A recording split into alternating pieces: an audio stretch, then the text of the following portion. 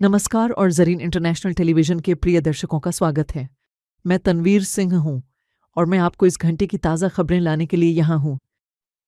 फसीउद्दीन फ़तरताई तालिबान के सेना प्रमुख ने 86वीं वर्षगांठ के अवसर पर सभा में कहा, पिछले 20 वर्षों में पूर्व मुजाहिदीन ने लोगों को बेघर और परेशान किया और फिर अफ़गानिस्तान से भाग गए।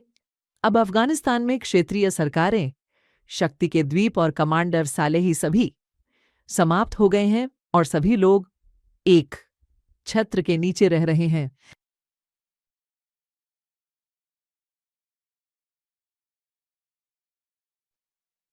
अमीर खान मुत्तकी तालिबान के विदेश मंत्री ने कतर की यात्रा के दौरान इस देश के प्रधानमंत्री और विदेश मंत्री से मुलाकात की।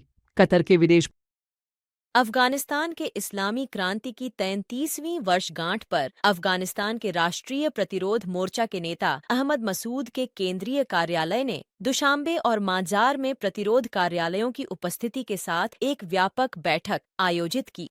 यह बैठक, जो व्यक्तिगत और ऑनलाइन दोनों रूपों में आयोजित की गई थी, यूरोपीय देशों से प्रतिरोध के कुछ समर्थकों की भागीदारी के साथ भी थी। इस सभा में 8वें सूर के अवसर पर राजनीतिक और सांस्कृतिक हस्तियों ने भाषण दिया और अफगानिस्तान के लोगों के जिहाद और प्रतिरोध के विभिन्न पहलुओं पर चर्चा की। अहमद मसूद ने अपने पिता के शब्दों को याद करते हुए कहा कि अहमद शाह मसूद कहते थे कि मैं हमेशा यह कामना करता हूं कि हमारे देश में दिन अधिक रहें ताकि मुजाहिदीन घटनाओं से अधिक परिचित और परिपक्व हो सकें। प्रतिरोध मोर्चा के नेता ने अपने भाषण में तालिबान समूह को आतंकवादी और दमनकारी कहा और मुजाहिदीन के नेताओं, जिहादी और राष्ट्रीय व्यक्तित्वों से आग्रह किया कि वे प्रतिबद्ध हों। कुल मिलाकर इस बैठक में 9 वक्ता शामिल थे, जिन्होंने सभी शासक समूह के खिलाफ एक संयुक्त अभियान शुरू करने की तैयारी की आवश्यकता पर जोर दिया। इसी बीच प्रांतीय परिषद ने सोमवार 8वां सौर को अफगानिस्तान के लोगों की जिहाद की जीत की वर्षगांठ को झूम प्लेटफॉर्म पर एक वर्चुअल बैठक के माध्यम से मनाया। इस समारोह में प्रमुख जिहादी व्यक्तित्व, मानवाधिकार कार्यकर्ता और दुनिया भर के नागरिक कार्यकर्ता शामिल थे। इस वर्चुअल बैठक के मुख्य वक्ताओं में मोहम्मद उमर दाऊदजई, मोहम्मद अलम इजी दियार, अब्दुल बसीत सालेमगी और अन्य प्रसिद्ध चेहरे शामिल थे, जिन्होंने तालिबान के सत्ता में आने को गुप्त खुफिया समझौतों का परिणाम बताया। उन्होंने व्यापक अफगान वार्ता और सत्ता के एकाधिकार के अंत की मांग की। यह सभा, जो लगभग 3 घंटे तक चली, कुछ प्रतिभागियों द्वारा तालिबान समूह के खिलाफ सशस्त्र प्रतिरोध की आवश्यकता पर जोर देने और अफगानिस्तान में शांति के लिए प्रार्थना के साथ समाप्त हुई। यह रिपोर्ट ज़रीम नीदरलैंड के वैश्विक टेलीविजन द्वारा प्रस्तुत की गई। द्वारा जारी एक बयान के अनुसार शेख मोहम्मद बिन रहमान अल थानी ने मुत्तकी के साथ अफगानिस्तान में हालिया विकास पर चर्चा की।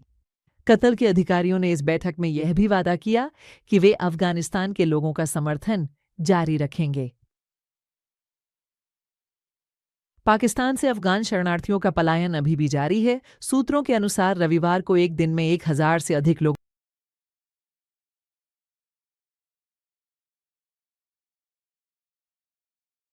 लोगों को अफगानिस्तान वापस भेजा गया।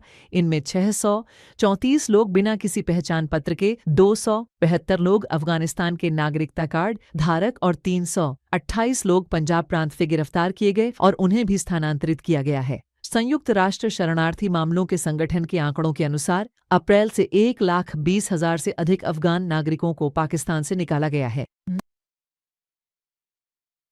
संयुक्त राष्ट्र महिलाओं का विभाग नई रिपोर्ट में कहा गया है कि 70% से अधिक अफगान महिलाएं मानवीय सहायता प्राप्त करने में समस्याओं का सामना कर रही हैं। महिला कर्मचारियों की कमी, आवाजाही पर प्रतिबंध और तालिबान द्वारा महिलाओं पर दबाव को मुख्य कारण बताया गया है। रिपोर्ट में अफगानिस्तान में गरीबी में वृद्धि, जल्दी शादी और माताओं की स्वास्थ्य स्थिति की बिगड़ती स्थिति के बारे में भी चेतावनी दी गई है।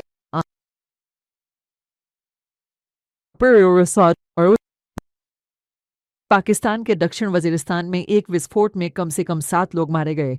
पाकिस्तान पुलिस ने घोषणा की कि आज का विस्फोट स्थानीय शांति समिति की बैठक के दौरान हुआ और पुलिस के अनुसार जिस इमारत में बैठक चल रही थी उसका एक हिस्सा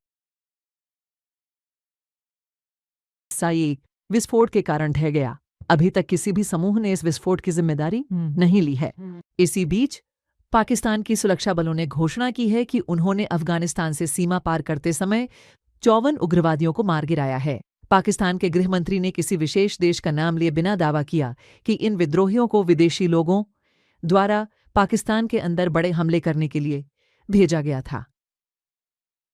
रूस के राष्ट्रपति ने यूक्रेन के साथ 3 दिन के युद्ध विराम की घोषणा की। क्रेमलिन ने एक बयान में कहा कि यह युद्ध विराम 8 मई से लागू होगा और 11 मई तक जारी रहेगा। रिपोर्ट में कहा गया है कि पुतिन ने मानवीय विचारों के आधार पर युद्ध विराम की घोषणा की है। यूक्रेन ने इस बारे में अभी तक कुछ नहीं कहा है।